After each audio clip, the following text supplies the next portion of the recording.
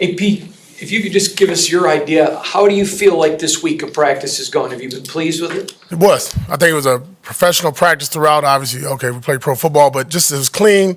The attention to details was there. The focus was there. The mindset was there. The intent was there. Things that we asked for throughout the week was there. Real clean. Pleased where we're at as of today. Is it a fundamental type thing? Is it feel for this week of practice, like you say, get back to just the fundamentals? Training camp. It's training camp, man. Back to square one. Technique, fundamentals, pad level, hand placement, eyes in the right place. Tackling is going to be at a premium, and you're going to need a lot of guys to tackle. And I think on the other side of the ball, getting off, double teams, staying together, staying connected, and taking care of the football. You mentioned the tackling. How do you work on that? Is it more live tackling or more? No, you can't go live at this point. A lot of bags. It's more just it's getting yourself in a football position, right? Being square. Not too many times are you in a perfect football position, but being in the best position you can, and then using the right shoulder, right foot. And more importantly, grab cloth. You see it around the NFL. Everybody's punching at the ball, and there's more missed tackles. Not just us, everybody. But stop punching at the ball and tackle. Coach, obviously every week is physical in the NFL, but do you expect this to be one of the most physical games on the schedule? No, Baltimore is physical, so I have to tell you that on Monday. But we expect it. That's the style of football they play. That's the style of football we want to represent as well. So when you look at the team, they got off to a fast start, and then, okay, what did they get back to when, you've had 2 losses? Probably get back to who they are, and that's being a physical team. I was wondering if you had any updates on Jackson Powers-Johnson and Jacoby. Yeah, they'll practice today. We had a couple other starters get back to practice this week that have missed last couple games there, Munford and Devon Diablo. Do you have confidence they'll be able to get back on the field? Yeah, it seems so. I think both are trending in that direction. What did you guys miss with Diablo not out there? What did you see that wasn't there? He's a 4-year start. His 4th year starting and playing, and he's getting better. He's been getting better each and every week, and then you're throwing out younger players, Luke Masterson at first and then Tommy. But obviously you get somebody that, spills, they're comfortable with one another. I said that back in training camp. When you have continuity in playing and you got a feeling for, your guy next to you, your fellow linebacker, that makes it a lot easier.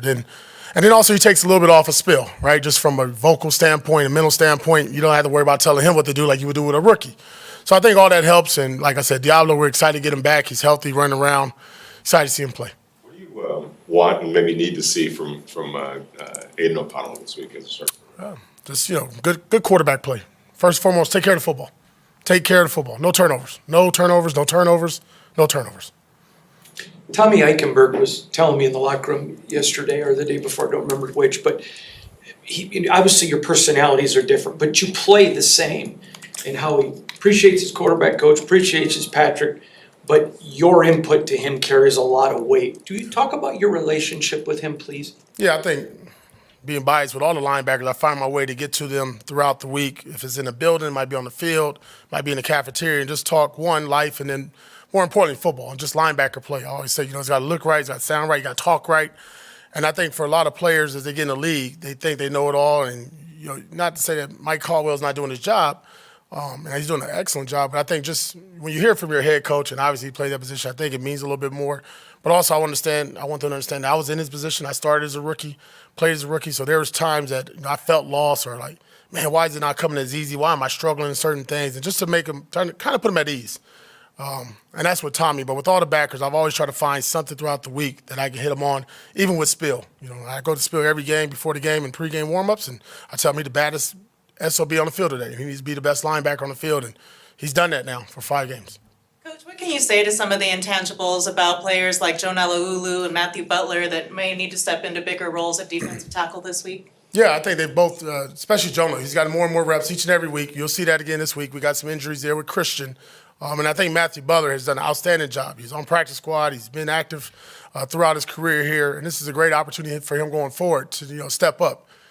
Can't replace Christian Wilkins, right? But you can do yourself and be the best version of yourself, and that's all we're going to ask them to do. Just do their job. And what I asked them this week, just do right. Just do right. Don't go outside the box. Don't be somebody else. Don't try to make that game-winning play or that game-winning tackle. Just keep them linemen off our linebackers, get some knockback, and use your hands.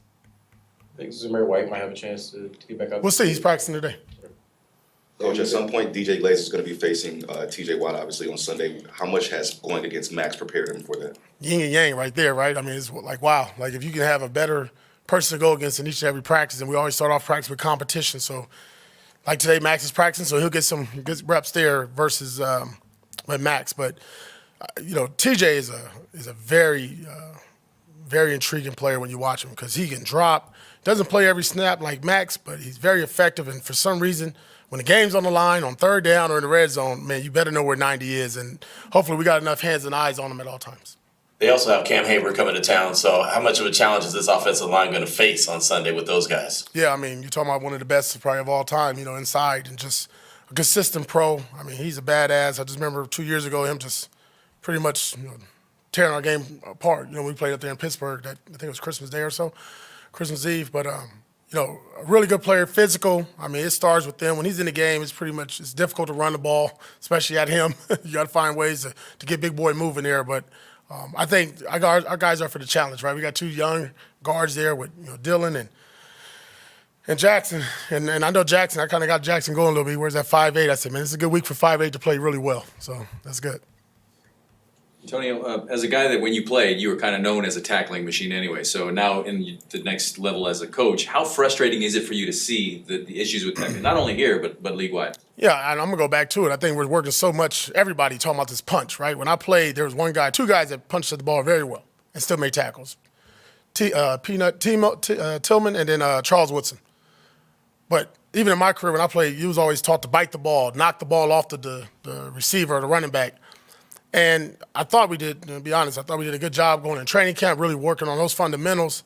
But they started to creep up. Saw a little bit of it in preseason. Okay, preseason, we get in season, guys will get better. But it has been an issue for us. And again, this week, that was the first 2 things we did in every period was tackling and ball security.